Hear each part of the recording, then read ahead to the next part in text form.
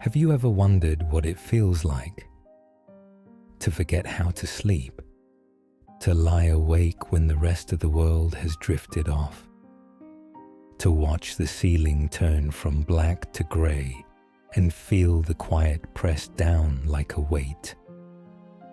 Maybe you've tried everything: warm milk, counting sheep, lavender on your pillow, but sleep still feels like a stranger.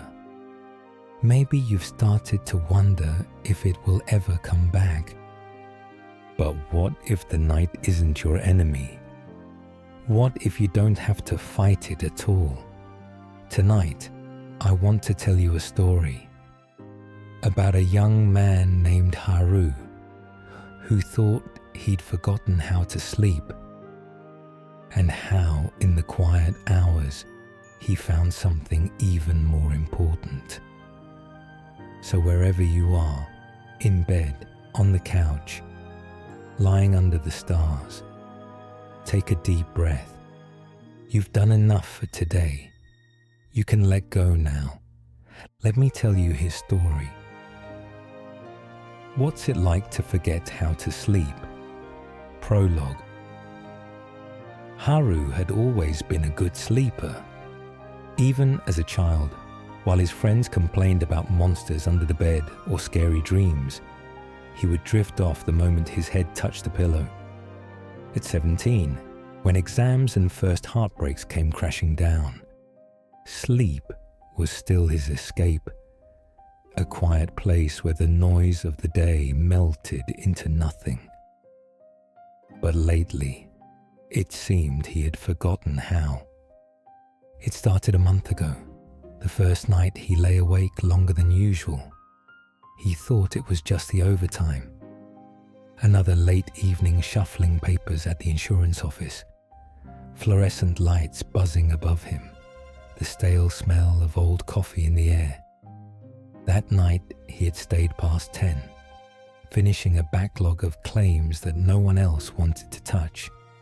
His eyes burned from staring at spreadsheets. When he finally crawled into bed, his body ached, but his mind would not stop moving. He assumed it was a one-time thing, but the next night it happened again, and the next, and the next. Now Haru lay in bed staring at the ceiling as the hours crawled by. Some nights he counted the cars outside his window, headlights sliding across his curtains like ghosts. Other nights he listened to the couple upstairs arguing softly, their voices rising and falling like waves. It wasn't just that he couldn't sleep. It was that he'd forgotten how. He followed every bit of advice he could find. No screens before bed, warm milk, breathing exercises, a lavender sachet tucked under his pillow. But when the lights went out, the quiet pressed against him like a weight. His thoughts spilled out into the dark, unfinished reports, unpaid bills, the way his manager sighed when he handed in another error-riddled form. He stopped trying to fight it after a while.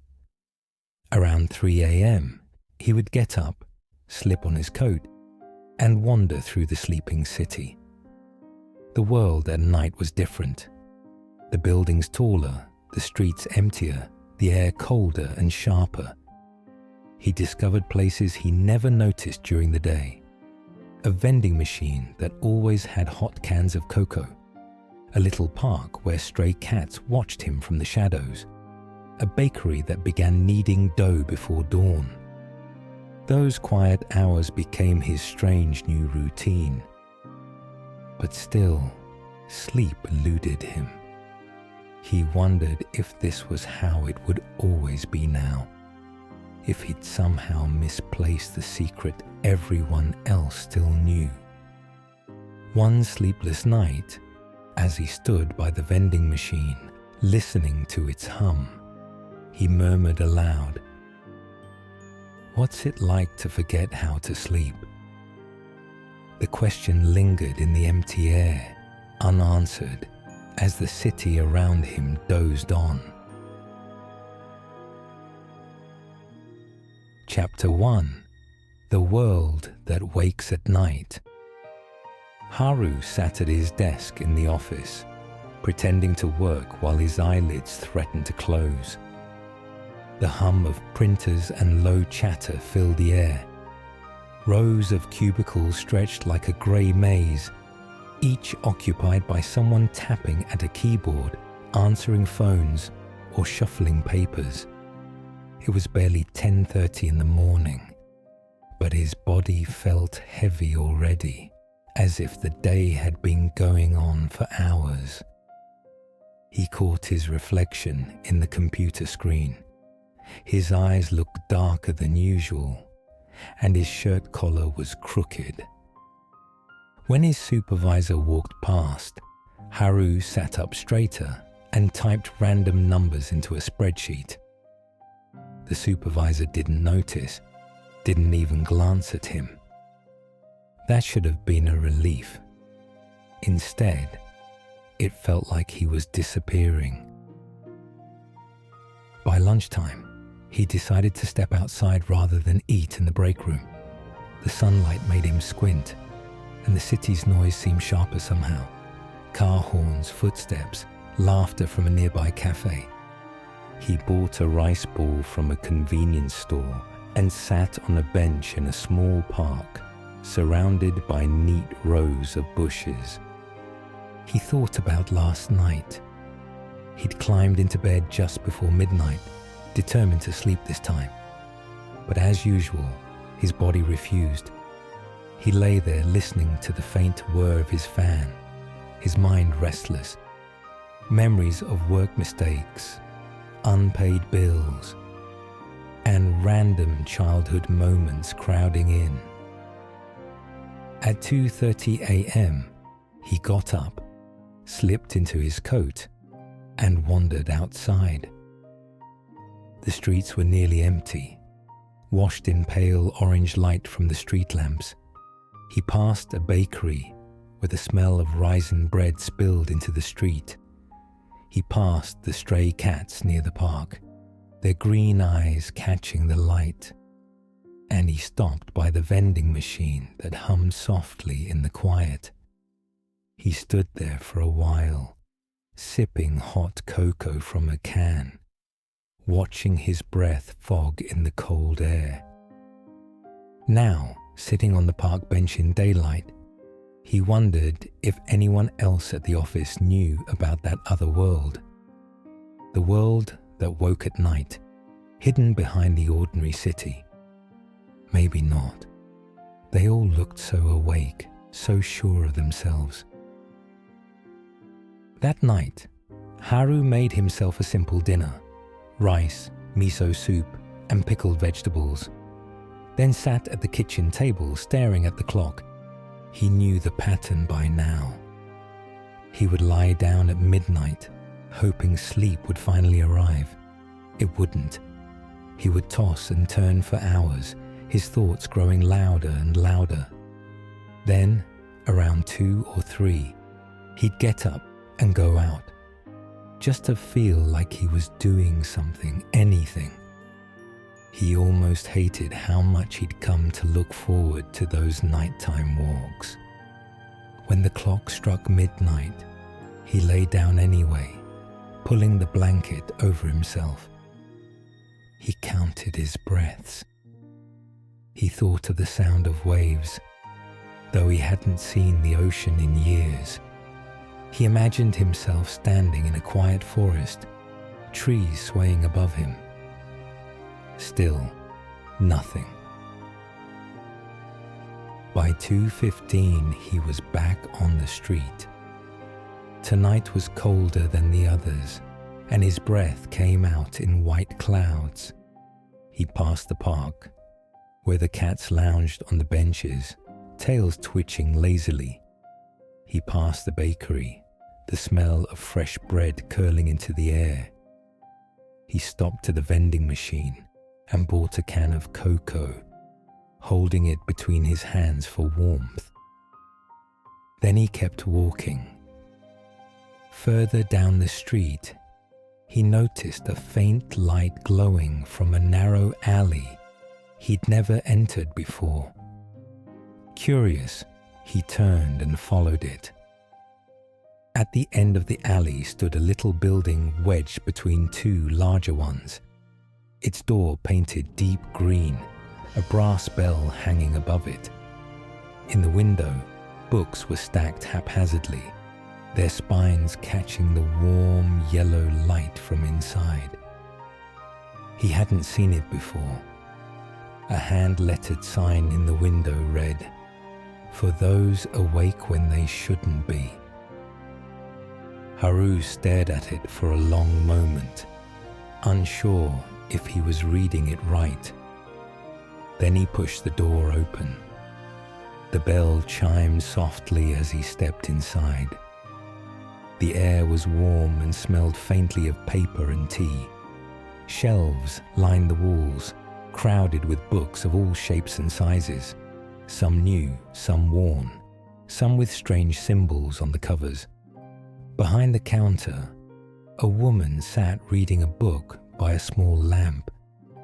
She looked up as Haru entered and smiled faintly, as if she'd been expecting him. "Welcome," she said softly. "I thought you might come in tonight." Haru blinked, unsure what to say. This is a bookstore?" he asked finally, his voice quiet. "Of a sort," she replied, closing her book. "We only carry stories for the sleepless. You're welcome to browse." Haru glanced around. On one shelf, titles like The Quiet Between Seconds and The Cat Who Watched the Moon caught his eye. Another had a row of slim volumes with no titles at all, just symbols pressed into the covers. Do they help people sleep?" he asked. The woman tilted her head. "Not exactly, but they help make peace with being awake." Haru wandered over to a shelf and picked up a small navy blue book. It was light in his hands, and when he opened it, the pages smelled faintly of lavender. On the first page was written, "This book belongs to those who walk through the quiet hours and listen to the world breathe." For the first time in weeks, Haru felt something in his chest unclench. He looked up, and the woman nodded slightly, as though to say, "Yes, that one's for you." He carried the book to the counter, still unsure if he was dreaming. She rang it up without asking for money. "Come back any time," she said, sliding the book into a brown paper bag. "Will it make me sleep?" Haru asked, hesitating at the door. She smiled softly.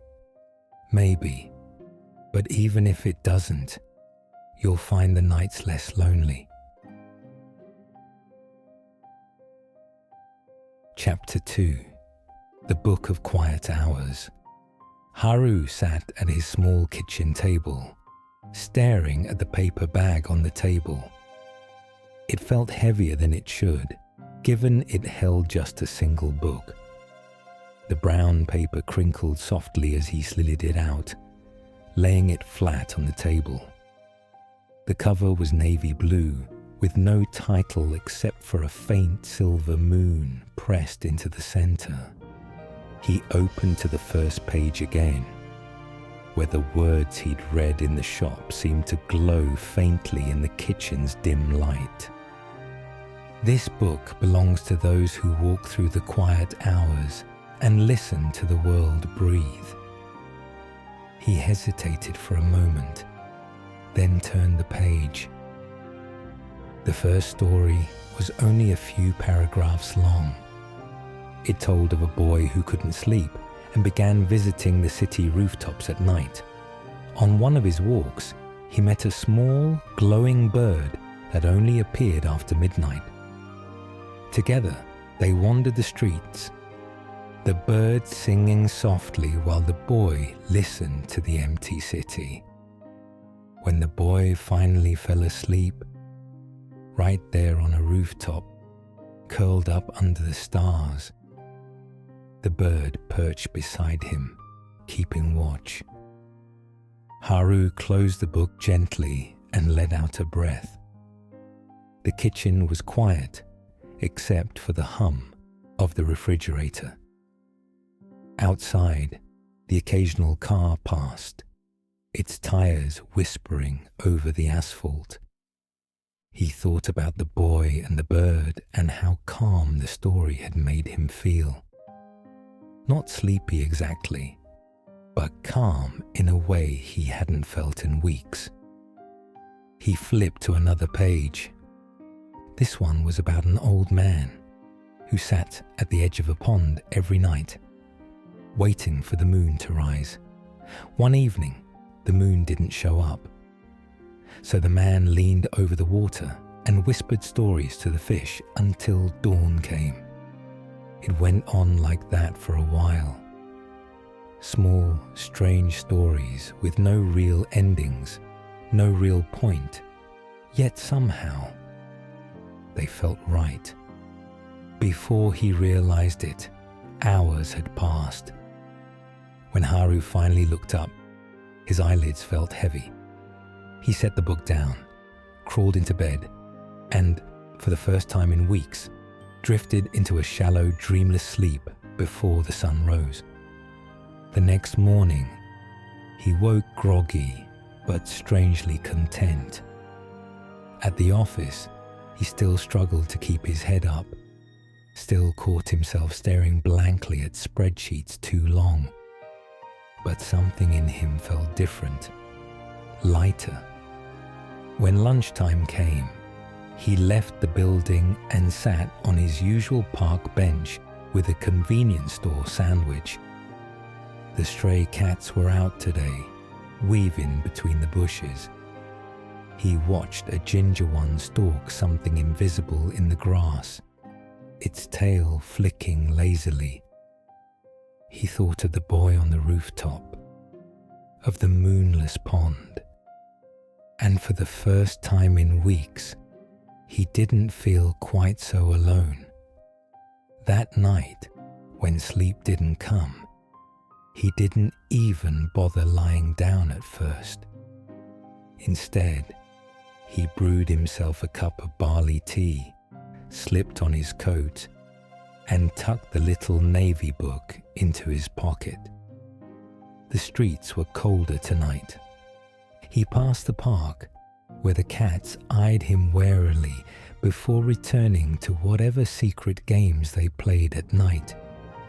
He passed the bakery, already alive with the scent of bread, and when he reached the alley, he wasn't surprised to find the little green door waiting for him, light spilling out from the cracks. The bell chimed softly when he stepped inside. The woman at the counter glanced up, smiling faintly. "Welcome back," she said, as though he was simply returning home. "Do people come here often?" Haru asked quietly, feeling awkward. Her smile deepened just slightly. "Not many," she said, "but enough." He wandered between the shelves, running his fingers over the spines. Some books were heavy, leather-bound with intricate symbols. Others were slim and plain, like his own. A few shelves held jars instead of books, filled with what looked like colored sand or folded pieces of paper. On one shelf, he noticed a thin black book with a faint gold star on the cover. He reached for it, but stopped himself. He still had his own story to finish. "I read some of it," he murmured, returning to the counter. "The stories, they're strange." She nodded, They're not written to make sense. They're written to keep you company. For a long moment, he stared at the books around him. The warm lamplight, the quiet air. Then he asked, "Does anyone ever stop coming here once they remember how to sleep?" The woman's eyes softened. "Sometimes," she said. "Sometimes they keep coming anyway." On his way out, he lingered by the door. "What's your name?" he asked finally. She tilted her head as though surprised he'd thought to ask. "You can just call me Sayo," she said. Haru nodded and stepped back into the alley, the bell chiming softly behind him. At home, he opened the book again and kept reading. One story was about a fox who painted the night sky every evening, but never remembered what colors she'd chosen by morning. Another told of a clockmaker who built a watch that could slow time for those who couldn't sleep, letting them savor the quiet. The next few nights passed much the same. He would lie down, fail to sleep, and instead wander through the city, book in hand, collecting stories from the pages and from the streets themselves. He started noticing more of the nighttime world. The old man who fed the cats at precisely 2:45 a.m. The girl in the apartment across the way who practiced violin with her window open. The bakery boy leaning against the wall smoking, flour still on his hands. And though sleep still didn't come easily, it no longer felt like an enemy. One night, as he passed the park, he paused to watch the ginger cat again. This time, it padded over to him and sat at his feet, staring up expectantly. "Guess you're awake too," Haru murmured, crouching to scratch behind its ears. The cat purred, and for a fleeting moment, he thought of the glowing bird from the first story. Keeping watch over the boy on the roof, he smiled faintly and stood, the cat trotting alongside him as he continued toward the alley. Sayo greeted him as usual, and tonight he felt bold enough to ask, "How long have you been here?" She chuckled softly, tucking a stray hair behind her ear. "Longer than I remember," she said. "But then, memory is slippery at this hour, don't you think?" He smiled despite himself. She slid a small bookmark across the counter to him. Silver, shaped like a crescent moon. "For when you find your place," she said. Haru took it carefully, feeling its cool weight in his hand. That night, he opened the book to a new page and found a single line written there. "You are not alone here." It wasn't signed, but he didn't need it to be. When he finally drifted to sleep just before dawn, the book lay open beside him, the bookmark resting on the page like a quiet promise. Chapter 3: The Others Who Walk at Night. Haru woke late in the morning, faint sunlight spilling across his blanket. It wasn't much, maybe 3-4 hours of sleep, but it was more than he'd had in weeks.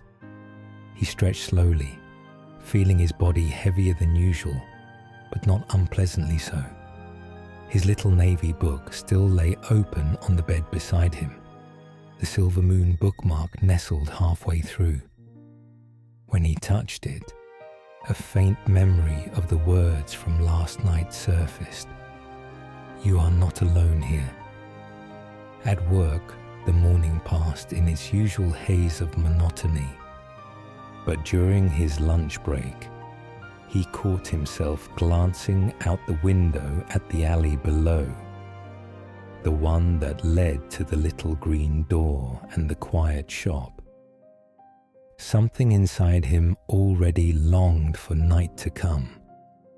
When darkness finally fell, he brewed tea, slipped into his coat, and tucked the book under his arm. The streets were chilly and smelled faintly of wet stone. The city at night felt familiar now. Not so much a place of loneliness anymore, but a kind of hidden neighborhood. When he reached the alley, he was surprised to find the green door already ajar. He hesitated before stepping in. The bell chimed softly, but this time the air inside felt different, warmer somehow, with faint laughter echoing from the back of the shop. Sayo stood behind the counter as usual, but tonight she was arranging a tray of teacups rather than reading. She looked up and smiled faintly when she saw him. "Ah," she murmured. "Right on time." He tilted his head. "Time for what?" Instead of answering, she nodded toward a narrow curtain at the back of the store. "You'll see," she said. Haru hesitated, then pushed through the curtain. Behind it was a small room bathed in soft golden light. Cushions were scattered on a faded rug, and shelves of books lined the walls here too. But what startled him most was that he wasn't alone. There were others, 6 or 7 people, all sitting quietly on the cushions, each holding their own strange book. Some sipped tea, some read silently, and some just sat with their eyes closed, breathing slowly. They all looked up when he entered, their expressions soft but knowing, as if they recognized him somehow. "Welcome," someone murmured. Haru swallowed. "I didn't know there were others." A young woman with her hair in a loose braid smiled at him from across the room. "That's what we all thought at first," she said. Haru sank onto an empty cushion and glanced around. There was the young woman with the braid, an older man with kind eyes and a thick sweater, rubbing his thumb absent-mindedly over the corner of his book. A boy who couldn't have been more than 15, sketching quietly on the back of an envelope. And others, each with that same quiet tiredness in their eyes, but also something else now. Peace. For a while no one spoke. The room filled instead with the gentle rustle of pages, the clink of teacups, and the faint creak of the floorboards. Finally, the young woman broke the silence. "So, how long for you?" she asked softly, looking at Haru. He blinked. A month, maybe more. I stopped counting after the second week." She nodded knowingly. 6 months, said the older man. "Then one day I wandered in here." 2 years, murmured the boy without looking up from his drawing. Haru's chest tightened at that. 2 years, yet none of them seemed broken. They all looked whole in their own way. "What is this place?" he asked after a moment. The young woman smiled faintly. "Somewhere to rest, even if you can't sleep yet." The boy finally looked up, pencil still in hand. "My mom calls it a dream between waking and sleeping," he said. The man in the sweater chuckled softly. "I just call it here," he said simply. The young woman closed her book and set it in her lap. "You'll find," she said, her voice quiet, "that sleep doesn't come when you chase it. But if you stop fighting, if you let the night hold you instead, it finds its way back, little by little." Haru studied her face, the faint shadows under her eyes, the soft calm there too. He thought about his own nights, pacing, clenching his fists, willing himself to fall asleep. Maybe he'd been doing it all wrong. After an hour or so, the group began to disperse. One by one, they closed their books, set down their cups, and slipped through the curtain back into the night. When it was just Haru left, he rose too. Sayo was waiting at the counter when he emerged. "Well?" she asked softly. "There." He hesitated, then smiled faintly. "Like me?" She nodded. "You're not the only one who forgets, you know," she said. He looked down at the silver bookmark in his book. "Will I?" "Eventually," she said gently. "But don't rush. The night isn't your enemy." That evening, Haru didn't walk straight home. Instead, he wandered through the quiet streets, noticing things he'd never paid attention to before. The faint scent of bread still clinging to the air near the bakery. The sound of the violin girl's bow gliding across the strings. The way the moonlight lit up the leaves in the park like silver. When he passed the park bench, the ginger cat was there again. This time, it hopped up beside him without hesitation, curling into a neat little ball against his side. Haru rested his hand on its back, feeling its steady breathing beneath his palm. And for the first time in weeks, he didn't feel like he was waiting for something to happen. Back in his apartment, he set the Navy book on the table and stared at it for a long time. The stories inside no longer felt like stories at all. They felt like pieces of himself he'd forgotten about, little reminders to slow down, to simply exist. He opened it again, flipping to a fresh page. This time there was no story, just a single sentence written in delicate script. "There are others who walk this road with you." That night, Haru fell asleep, not out of exhaustion, but because he no longer needed to resist the quiet. When he woke just before dawn, the book lay on the pillow beside him, and his hand still rested on the silver moon bookmark. Chapter 4. The Things He Had Been Avoiding. The next morning, Haru woke early, earlier than he had in weeks. Light filtered through the thin curtains, catching in the little motes of dust above his bed. For a few minutes, he stayed still, watching them float. He thought about the others, about Sayo and the little shop, about how they all seemed to carry the same quiet heaviness as him. And yet, somehow they smiled.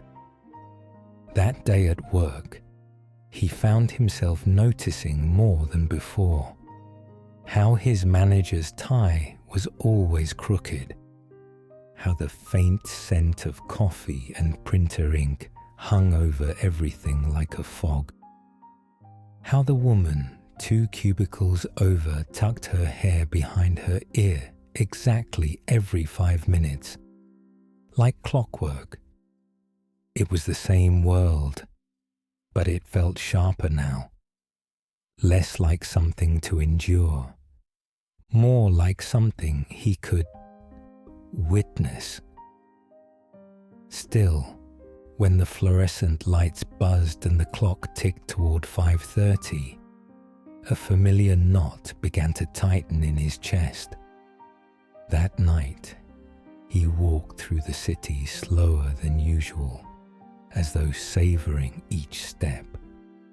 The ginger cat met him by the park and followed him most of the way, its tail swishing against his coat. When he reached the little green door, it was already open, as though Sayo had been waiting.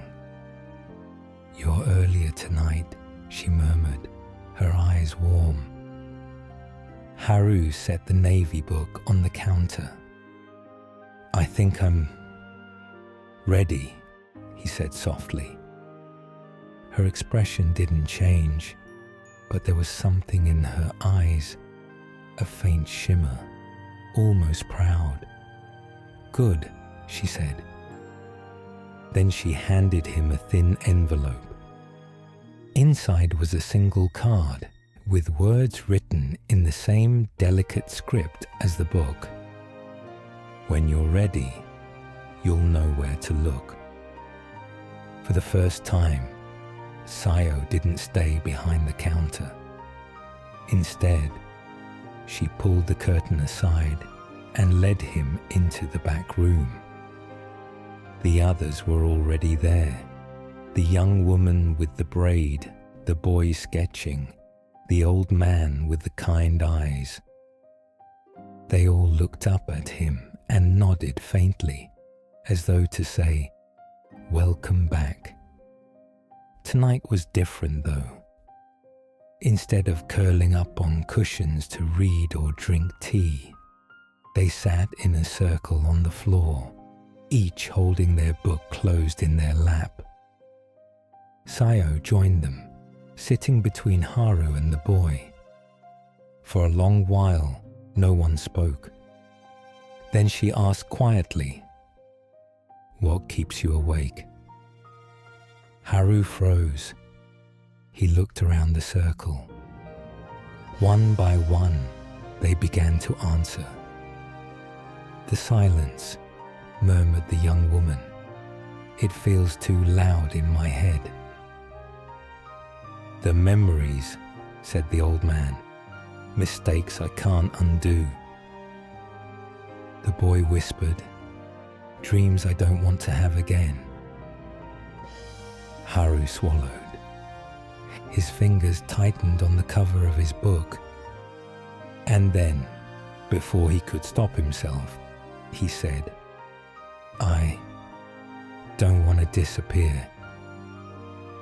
The words hung in the air like a breath that wouldn't leave his chest. Sayo's gaze softened. "You feel invisible," she said. He nodded. "Everyone else seems so certain," he whispered. "They wake up, they go to work, they laugh, they sleep. And me, I just feel like I'm fading between the cracks." No one interrupted. No one told him to stop. Instead, the old man reached across the circle and rested his hand on Haru's. "We've all felt that," he said simply. For the first time in weeks, maybe months, Haru let himself feel it fully. Not just the sleeplessness, but everything underneath it. The quiet fear that he didn't matter. The way his work felt pointless. The way his reflection in the computer screen at the office sometimes looked like a stranger. And as he said the words out loud, clumsy, raw, but real, the knot in his chest loosened just slightly. Sayo didn't speak, but she handed him a fresh sheet of paper and a pen. "Write it down," she said softly. He stared at the blank page for a moment, then began to write.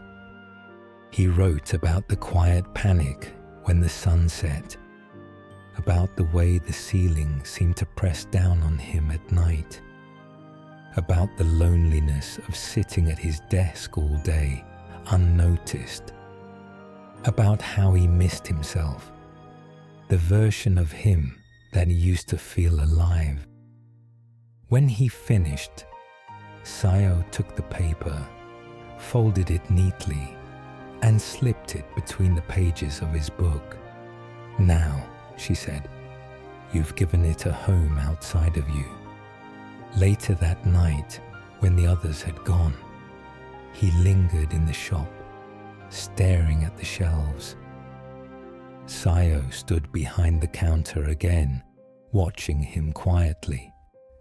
"You've been carrying that a long time," she said. Haru nodded. "It doesn't go away overnight," she added. He looked down at the book in his hands. "I don't know if I can fix it," he admitted.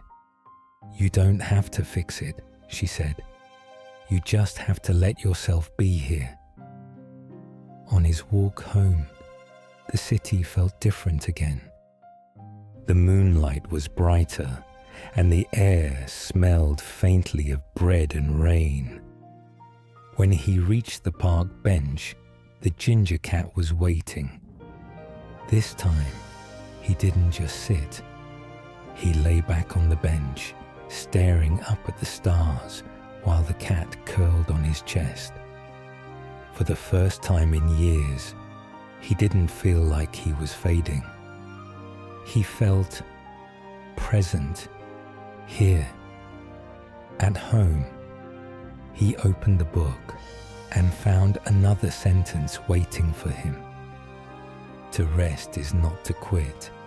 To rest is to begin again. He closed his eyes and let the words settle into him like a quiet promise. That night, he slept longer. Not because he forced it, not because he drank tea or counted sheep, but because he had finally stopped running from the silence. And in that stillness, sleep found its way back to him, little by little. Chapter 5. When Morning Comes. A month passed.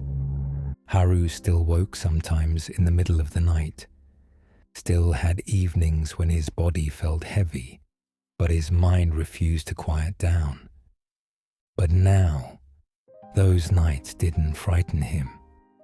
On some of them, he simply stayed in bed and let himself listen to the faint ticking of the clock, to the soft footsteps of someone upstairs, to the quiet hum of the city beyond his window. On others, he still walked. The bakery boy started greeting him when he passed. The violin girl across the street sometimes nodded at him through the glass. Even the cats seemed to expect him now, their tails flicking lazily when he arrived at the park. And on nights when the silence felt particularly sharp, he went to the little green door. Sayo was always there. Sometimes she let him sit with the others, and sometimes she simply poured him tea, sliding a blank page and pen across the counter for him to write. The navy blue book was nearly full now, its pages heavy with his words, its margins lined with quiet little sentences waiting for him each night. You are not alone. Rest is not failure. The night is not your enemy. One evening, when he pushed open the green door, Sayo glanced up at him and smiled faintly. "You're different now," she said. He paused, fingers still on the door frame. "I still can't always sleep," he admitted. "That's not what I said," she replied. Her gaze softened. "You're not afraid of the night anymore," she added. He lowered his eyes, then smiled faintly too. "No," he murmured. "I guess I'm not." That night, after he'd settled onto his usual cushion in the back room, Sayo appeared and handed him a small envelope. Inside was a simple card, the same delicate script etched across it. "The door is always open, but you don't need it to find your way now." He stared at the words for a long moment, then looked up at her.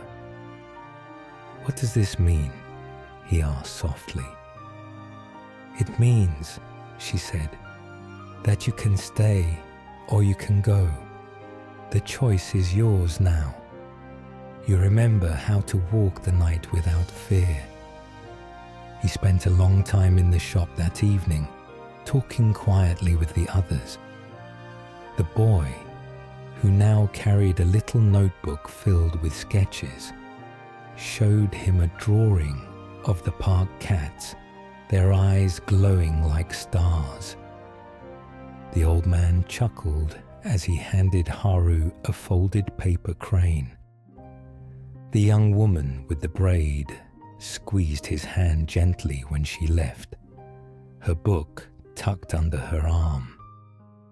When at last Haru rose to go, Sayo was waiting by the counter. "You'll still see me sometimes," she said, sliding his navy book back to him. He held it to his chest, feeling its familiar weight. "Thank you," he murmured. She smiled faintly. "You did the hard part yourself," she said. Outside, the air was brisk but gentle. Haru walked slower than usual, taking in everything: the faint scent of bread, the shine of the moon in the puddles on the street, the hush of the wind in the trees. When he passed the park, the ginger cat trotted toward him, as if to say goodbye. He crouched down, scratching behind its ears. "You'll keep watch, won't you?" he whispered. The cat blinked at him lazily, then curled back onto the bench. Haru straightened, smiling faintly, and kept walking. When he reached his apartment, the first faint blush of dawn had begun to streak the sky. He stood for a while at the window, watching the light spill slowly over the rooftops. It was morning, and for the first time in a long time, he didn't feel like he was running from anything. He set the navy book gently on the kitchen table and opened it one last time. There was one final line waiting for him, written in delicate silver script. "You have not forgotten how to sleep. You simply needed to remember how to rest." He closed the book and slid it onto the shelf. Then he brewed himself a cup of tea and sat by the window, watching the sun climb higher. Sleep would come when it wanted to, and until it did, he was here, alive, awake, at peace.